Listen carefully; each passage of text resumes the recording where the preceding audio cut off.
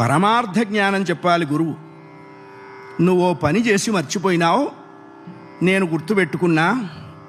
కర్మ ఎవ్వరినీ విడిచిపెట్టదండోయ్.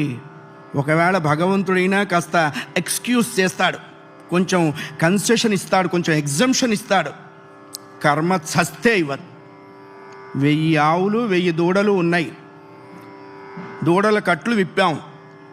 ఏ దూడ దాని దగ్గరికి వెళ్ళి దాని తల్లి దగ్గరికి వెళ్ళి సరిగ్గా ఆగుతుంది. కర్మ కూడా అంతే. అవశ్యం అనుభోక్తవ్యం కృతం కర్మ శుభాశుభం.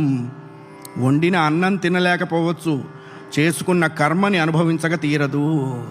చాలామంది కొన్ని అనవసర మాటలు మాట్లాడుతుంటారు. బ్రతకదలుచుకోలేదు, చచ్చిపోదాం అనుకుంటున్నా.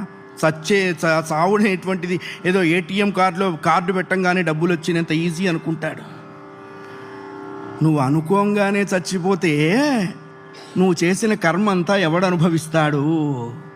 కర్మానుభవం అనుభవించడం కోసమైనా అది నిన్ను బ్రతికిస్తుంది. నీ ఇండివిజువల్ ఐడియాస్తో నువ్వు బ్రతకవో ధర్మశాస్త్రం చెప్పింది. అయ్యా, కర్మ ఎవడైనా అనుభవించాలండి. నువ్వు మర్చిపోయినావు, నేను గుర్తు చేస్తానన్నాడు. ఏమిటండి మర్చిపోయింది? దశరథుడొకనాడు వేటకై తరలె నట్టడవిలోన. దశరథుడొకనాడు వేటకై నిషీధమున మృగమను కొని యొక్క మునిన్ గూల్చేశరానా.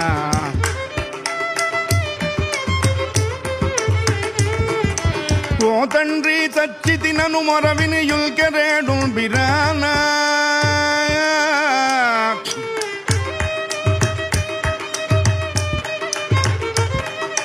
నా తపసి చెంతకేగి నొచ్చుకొన అతడనియ కనికరానా. యవ్వనావస్థలో వేటకు వెళ్ళాడు, చాలా జంతువుల్ని వేటాడాడు. ఇంటికి వెళ్ళిపోదాం అనుకుంటున్నాడు. ప్రారంధం ఎవరినీ వెళ్ళనివ్వదు. అదేమిటో చూపించేంత వరకు అక్కడ ఆడిస్తూనే ఉంటుంది.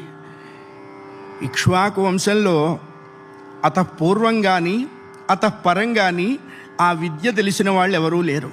అందుకే కొన్ని విద్యలు వస్తే ప్రమాదం, కొన్ని రాకపోతే ప్రమాదం. శబ్దభేది అనే విద్య, శబ్దం వచ్చిన దిక్కుకి బాణప్రయోగం చేసి లక్ష్యాన్ని భేదించడం దశరథుడికి మాత్రమే తెలిసిన విద్య.